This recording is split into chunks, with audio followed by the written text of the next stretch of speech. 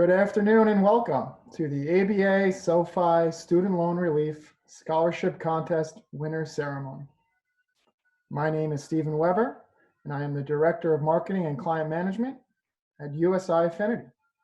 Today, this April 29th of 2020, marks the date of a very special occasion for all on this conference call, as it is our first time celebrating 3 winners from this impactful ABA member Student Loan Relief Scholarship Contest.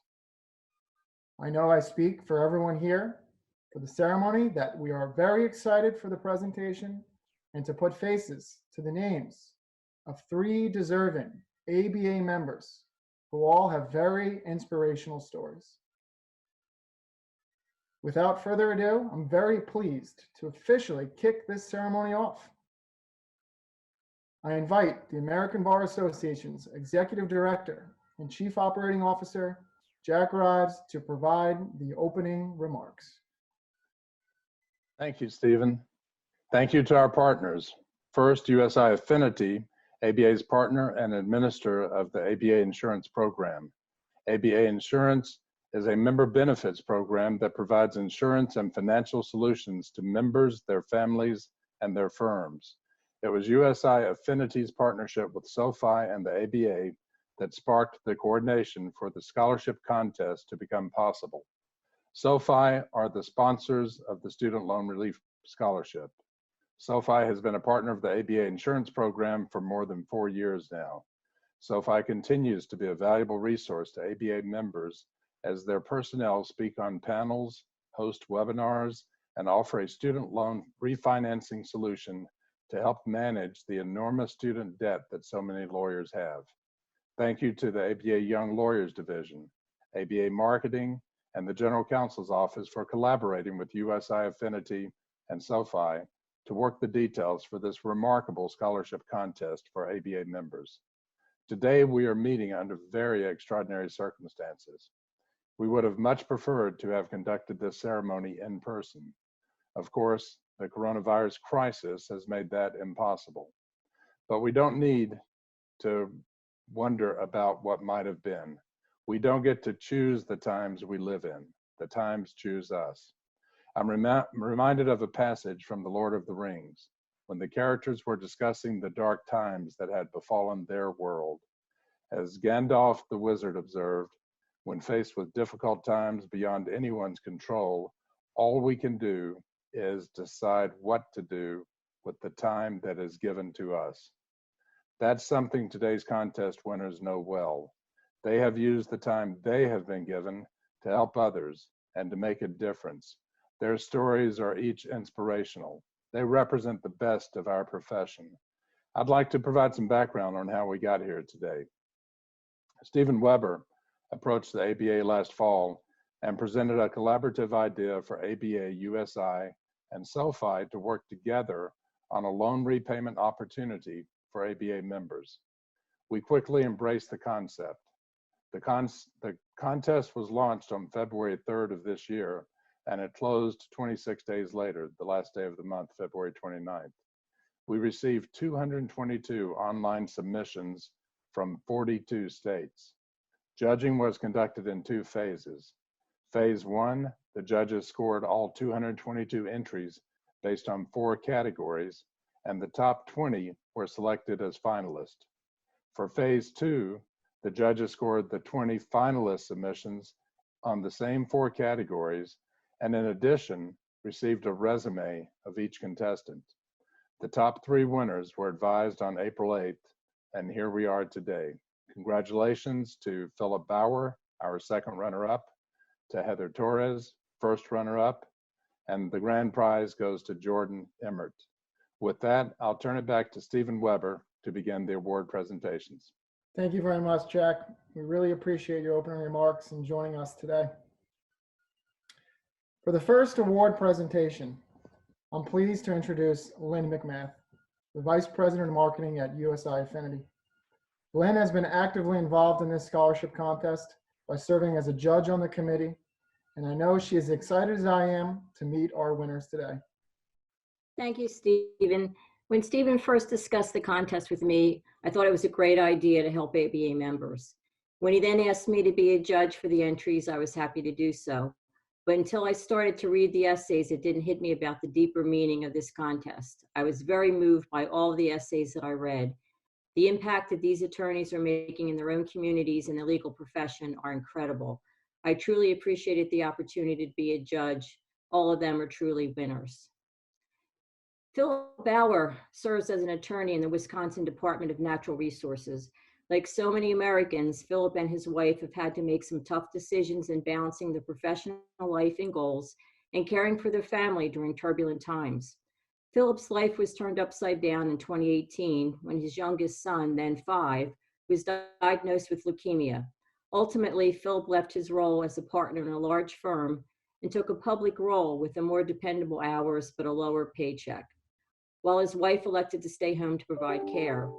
After years of doctor's appointments and late nights, their son is now in remission and doing well.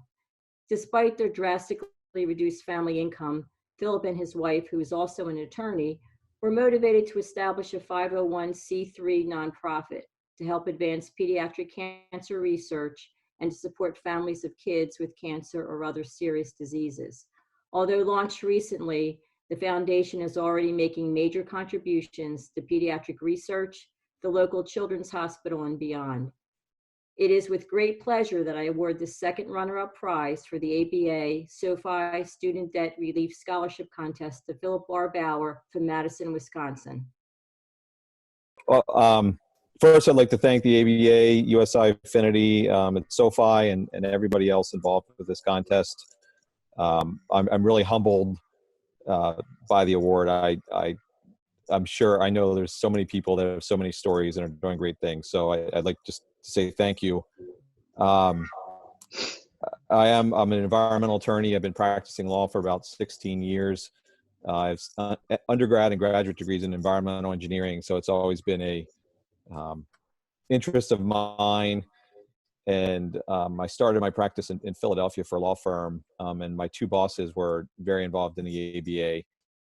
Both of them have served as chairs of the section of the Environment, Energy, and Resources in their career. They got me involved in the ABA to the point where I'm currently serving on the council for the section of the Environment, Energy, and Resources. So that's been a big part of my career and my development as an attorney. The intro said, our lives, my family's lives were turned upside down in 2018 when my youngest son was diagnosed with leukemia. We had to make some decisions. We both had fairly demanding jobs, and we ultimately decided that helping other people was where we were meant to be, and made some pretty drastic changes to do that. And we started our Fiona Foundation in July of 2019, and I pivoted and also became a part-time corporate nonprofit attorney, and we got 501c3 status in November of 2019. And to date, we've been able to, I think, donate over $10,000 to pediatric cancer research. Currently, only about 4% of cancer research dollars in the US go to pediatric cancers. So we think it's a big need. And we've been able to sponsor family meals at the local hospital where inpatient families can come down and get a dinner when they're staying there, as well as some other initiatives at the hospital. Recently, like everybody, we've had to pivot a little bit on that side. A lot of those programs have been put on hold at the hospital, unfortunately, but my wife's been able to actually purchase food locally from local restaurants who deliver it directly to the hospital for workers and families. So we've been able to find some new ways to make some impacts during the pandemic. So it's a little bit more about me. Thank you, Phillip. It's wonderful to hear your information right from you. And as a lifelong Philadelphian, I was glad to hear that you started your lawyer career in Philadelphia. I know you represent the Wisconsin Department of Natural Resources, and we know there's always a lot going on behind the scenes. Can you share with us some stories that might show a positive impact on something that your department does? Sure. I think even though I had practiced environmental law for about 13 years in Wisconsin, I didn't fully grasp the diversity and depth of the department until I joined it. It's over 3,000 employees. It is it doesn't just regulate environmental kind of permitting. It also is the hook and bullet agency, fishing, hunting, conservation, one of the largest landowners in the state. So it does a lot of different things. So you can imagine during the current pandemic, it's played a big role, maybe a bigger role than you would expect in helping people get through it, through management of the state parks, helping people.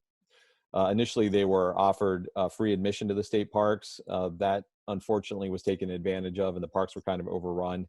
So we actually had to close the state parks for a little while, but they're reopening with some restrictions this weekend. So we're really proud of that. Otherwise, when our governor issued his safer at home order back in March, we very quickly as attorneys had to figure out how to help our programs, our clients do things from home that normally they would do from the office, and how to give our customers, regulated entities, flexibility they need. As well, we still enforce environmental laws. So we're doing a lot of work behind the scenes.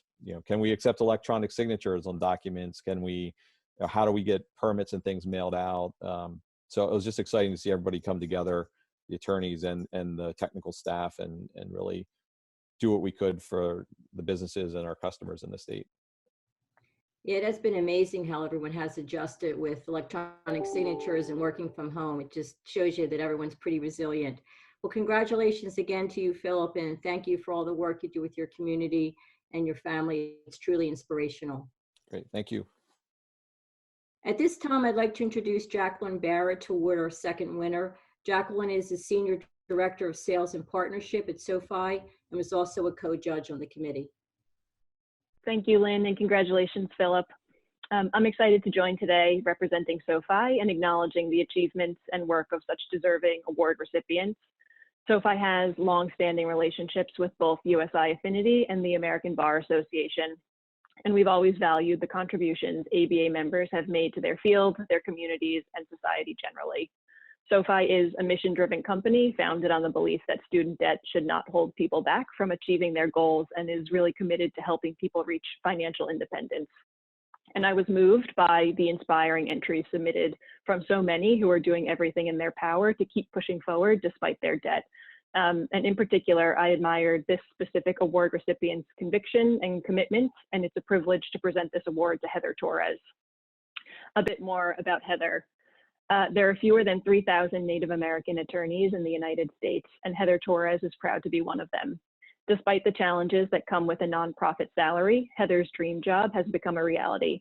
She proudly works with the tribal nations to help their governments develop the capacity to maintain, exercise, and protect their sovereignty. Although her steep student loan burden threatens the long-term sustainability of her work, Heather is very much driven to continue to serve and educate those in tribal communities who have not historically been able to speak up for themselves. She also works to lay the groundwork and advocate for future Native Americans to join the legal profession. Heather sits on the board of American Indian Scholarship Fund and works with the California Native Vote Project, among numerous other public service roles. It's with great pleasure that I award the first runner-up prize for the ABA SoFi Student Debt Relief Scholarship Contest to Heather Torres from Highland, California. Hello, everyone. Heather Torres Na'akoi. I'm a San Alfonso Pueblo citizen, a descendant of the Navajo Nation, and a descendant of Mexican heritage. And I am so grateful to this partnership between amongst ABA, SoFi, USI to bring this opportunity to all of us. I saw the announcement for the scholarship through the YLD's disbursement at the mid-year meeting, and I knew I had to jump on this opportunity. So thank you so much for offering this. I'm calling now from my parents' home. I'm sheltering in place in Highland, California. I work currently with the Tribal Law and Policy Institute as a program director. We have our main office in Los Angeles, California. And as a program director and working with TLPI, our goal is basically to enhance assist tribes in enhancing their sovereignty and being self-determined nations where they can protect themselves, their citizenry, their tribal lands, their children. And I feel very blessed to get this opportunity not soon after my graduation from law school. I completed law school in 2017 from the UCLA School of Law. And I chose UCLA Law because of their tribal law offerings. I've always wanted and seen myself as an advocate for tribal communities, and this is where I wanted to be. So I feel very lucky to be able to have this opportunity to work with TLPI, and now through TLPI to better understand the American Bar Association and the role it plays in impacting tribal nations, the role it plays through its various committees and sections. I'm currently on the leadership for the Native American Concerns Committee for the section of Civil Rights and Social Justice, and a couple of resolutions that just passed at mid-year I was able to help draft, and they were both issues close to my heart around reauthorizing the Violence Against Women Act to protect tribal inherent jurisdiction, to protect tribal women, and to allow the ABA to prioritize and focus on addressing and supporting efforts to address by the missing and murdered Indigenous women's crisis. So to feel, to be part of that process so early and through my employment at TLPI has been a huge blessing. And I'm so grateful again for this opportunity and to learn and to have this opportunity to connect with all of you today, even given the circumstances. Philip's story was amazing, and my family has been touched by childhood cancer as well. And thankfully, my little cousin is still here with me today. So I appreciate all the work that Philip and his family are doing, and I look forward to hearing Jordyn's story as well. Thank you.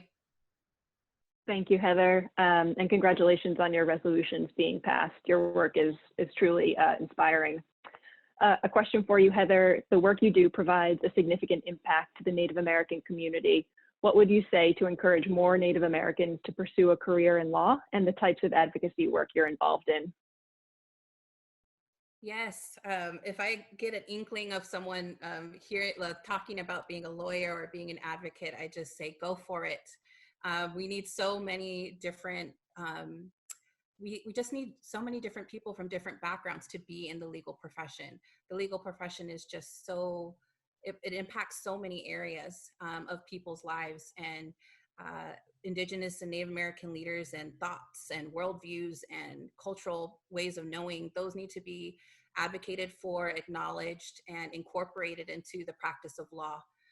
So I just tell, future Native lawyers, and I do some of that work through the National Native American Bar Association. We have this Pathway to Law program, and I just tell them that they are needed, and that they are valued, and that they can do it.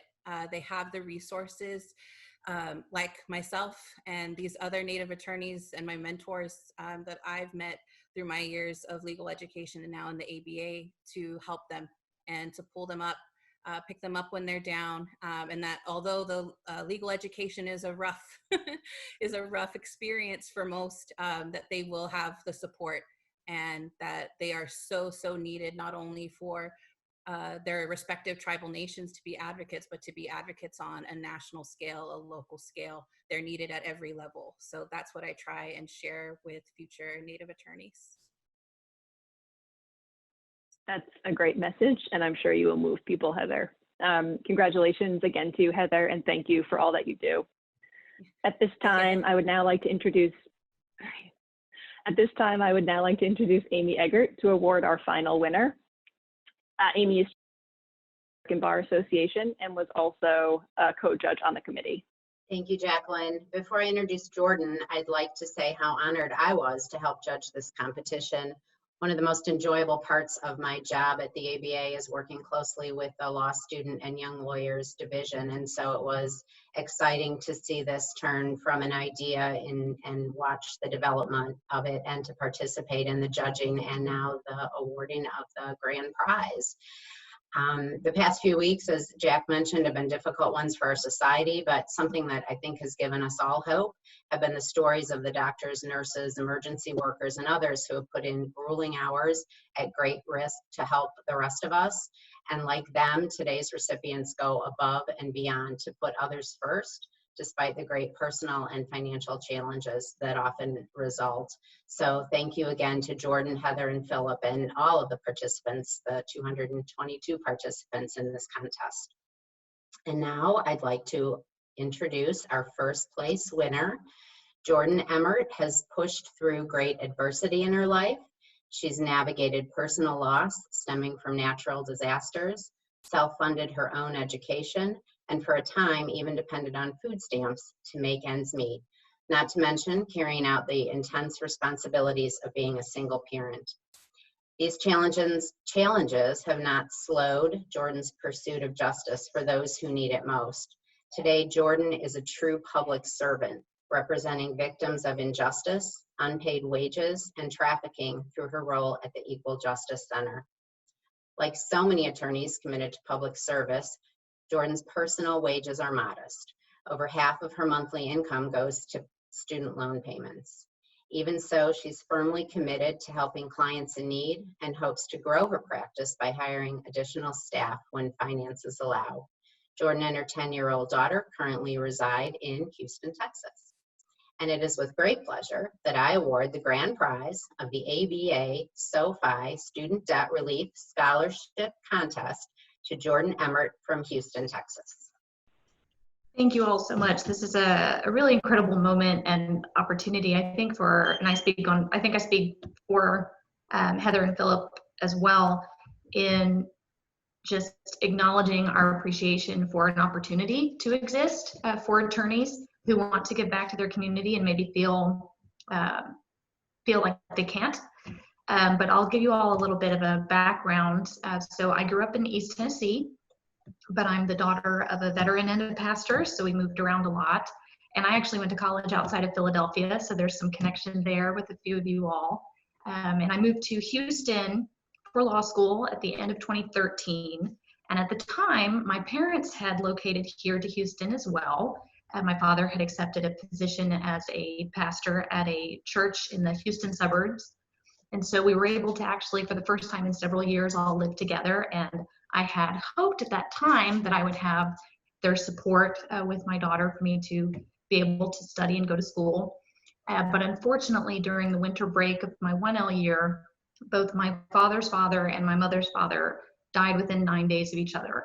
One in Tennessee, one in North Carolina. And so I spent the second semester of my 1L year taking care of my younger brother and sister, as well as my daughter, while my parents flew back and forth between their states to take care of their moms. So at the end of that year, they made the decision, we need to be back east, we need to go back and be with our mothers and help them through this process. And so my daughter and I started my 2L year and her kindergarten year here in Houston by ourselves. We have loved the city of Houston and living here and getting to know our partners in the legal community. But a big event that really impacted the work that I do currently was Hurricane Harvey, which completely decimated the city in 2017. It was right after I had taken the bar exam, and it was the week that I was actually supposed to start as a fellow at an immigration nonprofit here in Houston called the Torres Justice Center. And we all saw the news, we all saw the impact that Harvey had on just everyone. It impacted all walks of life, every neighborhood, every zip code. Everyone has a story about Harvey where they can talk about what it meant to them, what they lost, what their experiences were.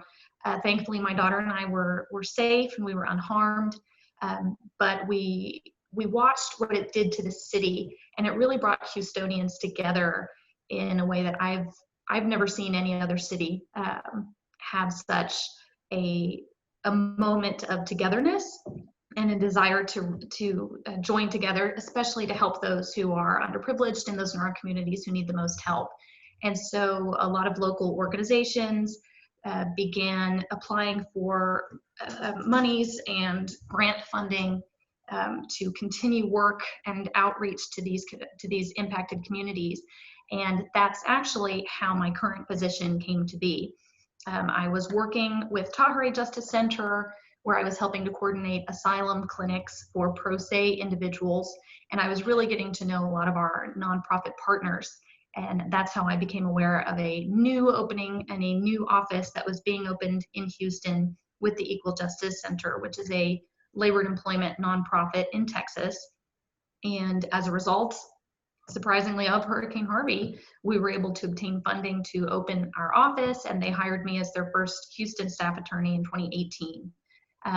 We represent clients from all walks of life.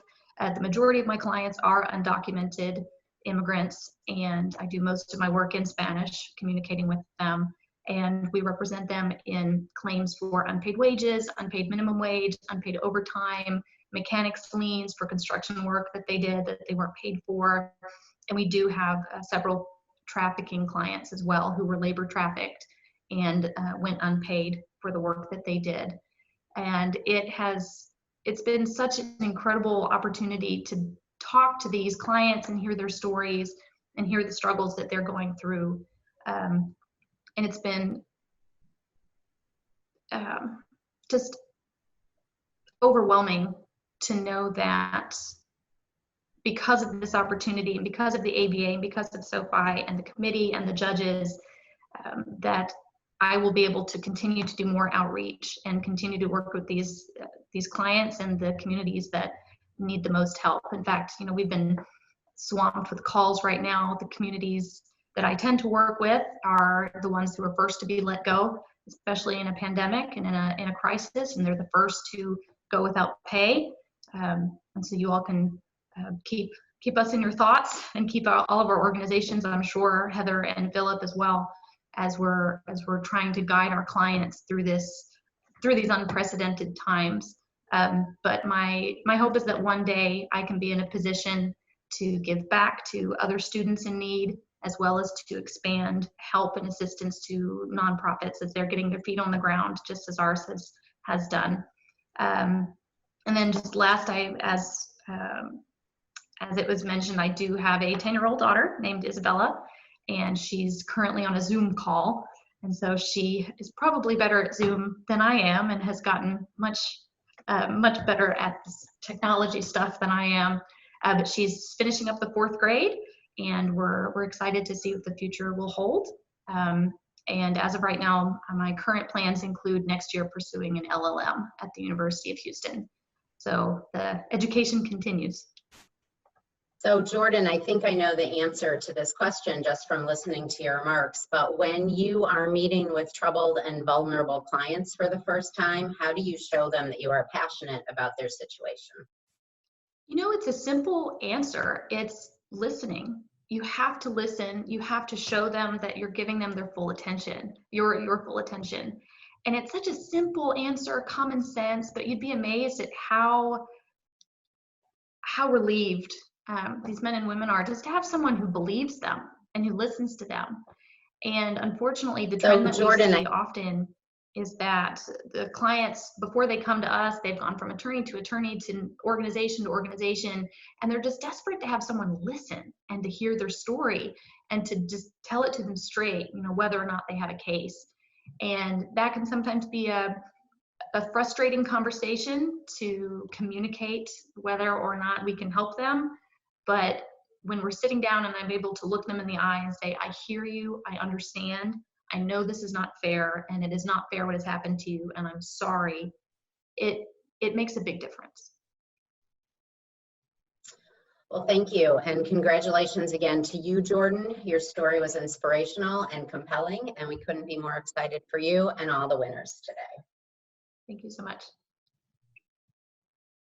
At this time, we wanted to get to know all of our winners just a little bit more with 2 follow-up questions. The first, importance of family and friends is something you all shared in your stories. Is there anyone you would like to mention that has been impactful to helping you to get to where you are today? Let's start with you, Jordyn. I would say my mother. She's been a huge advocate in anything that I've ever wanted to pursue, whether it was college or law school or personal endeavors. She was actually widowed when I was 3 years old and was a single mom for 3 years before she married my adoptive father. And she's always stressed to us the importance of getting a good education and having a good work ethic. And we've seen that in action. She sold advertising before she had 4 children. She was a professor at the University of Nebraska. Then she was a stay-at-home mom with 4 kids. She's been a pastor's wife for 20 years. She had her own successful jewelry business at home with the kids. And she just wrote a book, actually, which I'm happy to send the link and the website to anyone who's looking for something to read during quarantine. She's just been the ultimate example of how to pursue your passions, pursue your goals, and how to balance work and family, and just how to be a strong individual in the midst of a crisis. Well, thank you for sharing, Jordyn. Heather, what about you? I'm gonna shout out my mom too. Hi, Mom. Say hi. Hi. No, I just wanted to thank my parents and my ancestors and the people who came before me, both in my work in the ABA, but also just personally. I'm a descendant of boarding school survivors. I don't know if folks are familiar with the boarding school era, but my mother's grandparents, my great-grandparents, both were sent to Sherman Indian Institute in Riverside, California, in Southern California. And to know that I've come from ancestors that survived that time, a time that, and a time and a period where their existence was to be terminated. And to know that they survived that they've created families, and that they made their way in the world after that experience. I feel very humbled to now be an attorney and be able to work with tribal nations directly in service. And, you know, my parents were huge supporters of my education. I was the kid that if I didn't get an A starting from kindergarten, I was in trouble. But I think my parents, you know, knowing their histories and their family's histories and their struggles, my dad's family coming to the US, I think they just recognized the value of education and what it could do for not only myself and our immediate family, but for all of our communities that we touch, where we live, our ethnic communities. So I'm just so grateful for both my mom and my dad for really supporting me, getting me through undergraduate, getting me through this. I'm a first-gen lawyer in the family, so this getting me through this law school experience. And law school was very tough for me. I was almost ready to drop out in the middle of my first semester. And my mom was the person I would call when I would be stressing, and she would just kind of kick me back in gear and tell me how much I'm blessed to be where I am and where I was, and that I had wanted to get there, and I was there, and I needed to take advantage of that opportunity. So I'm just grateful for my family, and they were super impactful in getting me to where I am today. Thank you, Heather. We appreciate you sharing that. Phillip, what about you? Sure. I have to mention my wife, Carrie. I wouldn't be here winning this award if it wasn't for her. I might not be a lawyer. We met in law school, and I was very dependent on her notes in law school. But then she ultimately decided law was not for her, and I was really inspired by her changing career. She actually started a photography business and had a photography business for a while, while also raising our boys, and then ultimately went to work for a patio furniture design company, which is where she was. Some of her tables are in Lowe's stores right now. I think one of them was featured on the cover of their brochure that went out for patio furniture. So that's very exciting. But she, ultimately decided to leave that as well. We decided we have 3 boys, 7, 10, and 12, and we decided we needed more time with them, as well as she wanted to be able to focus on our foundation. And it was her vision and us working together to really get that off the ground. She used her photography connections. One of the things our foundation has done as well is a free family photography day for families of kids who were pediatric cancer patients, either in remission or current, or other serious illnesses, and they could come with their families and get free professional family photos taken this winter. So she's using those things, and she's inspired me, and she convinced me it would be okay to change jobs and that we would make it work together. So this really award, I think, is, even though it's coming in my name, it's for us together, so that take some of our monthly burden off of us so we can turn it around and put it into our foundation and help others. So I tried to convince her to come and say hello, but she didn't want to be on camera. So. Well, thank you, Phillip. Appreciate you sharing that as well. And for our last question, do you recommend a book that you feel every lawyer should read and why? And Phillip, we'll start with you this time around. Okay, I tried to, I was going to make up something. I love to read, but I found as an attorney over the years, you read a lot for your work. You just do. And I would come home and try to read, I don't know, heavy things, and it just didn't work. So I'm going to give an honest answer. I love to read comic books. And since I have boys, I've kind of gotten back into comic books again. Scooby-Doo Team Up is one that's come out recently, did a 50-issue run, which is really funny. If you ever like Scooby-Doo, they team up with all the classic Hanna-Barbera and DC characters, and it's pretty funny. But I'm going to say Daredevil is a character that I gained more appreciation for more recently. I think because of the old Ben Affleck, Jennifer Garner movie that came out a number of years ago, which wasn't very good. I never really read the comics, but he's a lawyer by day, a vigilante by night. He's blind, so his other senses are heightened, so he can hear or witness his heartbeat, tell if they're lying, things like that. But a big part of the well-written comics are him struggling with, having to uphold the law during the day and then, breaking the law at night. And there's a whole part of his Catholic upbringing and Catholicism, morality sprinkled on top of that. So it's a really complex character. And I think being a lawyer, it really spoke to me more as an adult reading some of those comics. So I read what you love. That's my suggestion. Well, great suggestion. Heather, what about you? Yeah, I kind of tried to search too for something that might have been really, deep. But I was thinking through some of my favorite novels, and I was going to recommend Just Mercy, and I might just throw it out there just because I'm in the middle of it right now, and it's a fantastic look at advocacy and what's wrong with our criminal justice system and what it really is like to be in the trenches. But I think my official answer, I think I got to go with the Lorax. I was a Dr. Seuss kid. We have a whole series up, upstairs in my mom's room where all of the Dr. Seuss books we had that were read to us as children and that we read are still there. And, I picked the Lorax because, the standout takeaway from that book is the quote is, unless someone like you cares a whole awful lot, nothing is going to get better. It's not. And I think it's just a simple way to look at the legal profession and advocacy. If I didn't care, if Jordyn didn't care, if Phillip didn't care, we wouldn't be able to make these impacts in our various fields.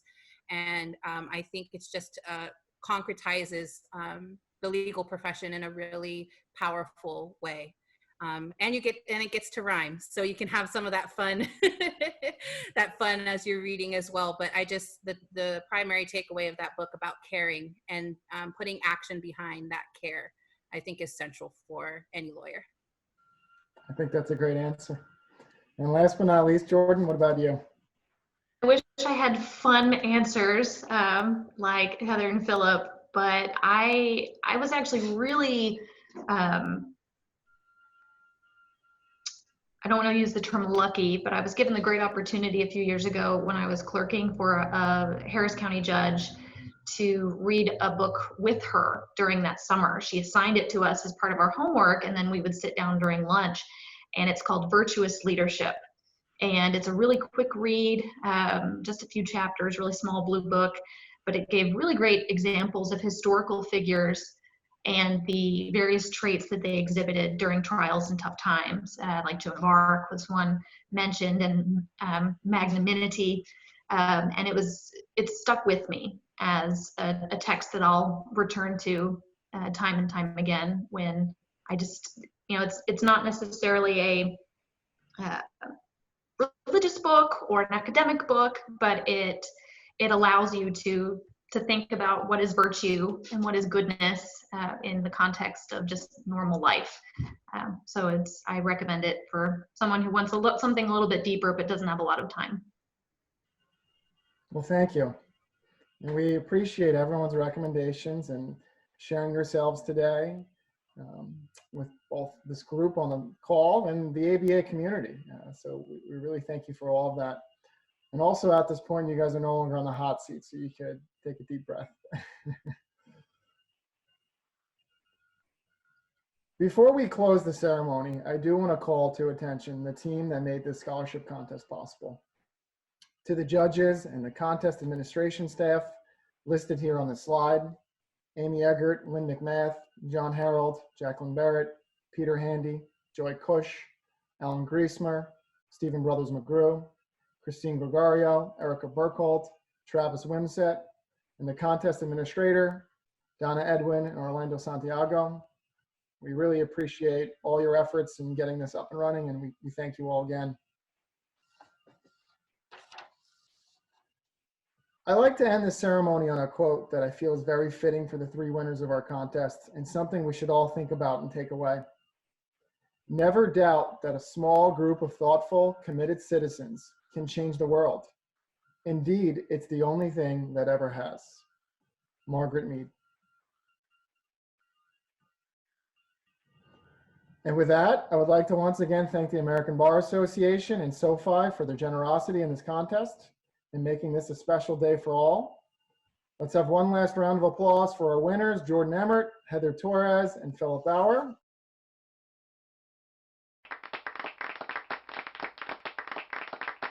With that, the ceremony has ended, and I wish everyone to have a great day. And thank you again for all who participated and being a part of this.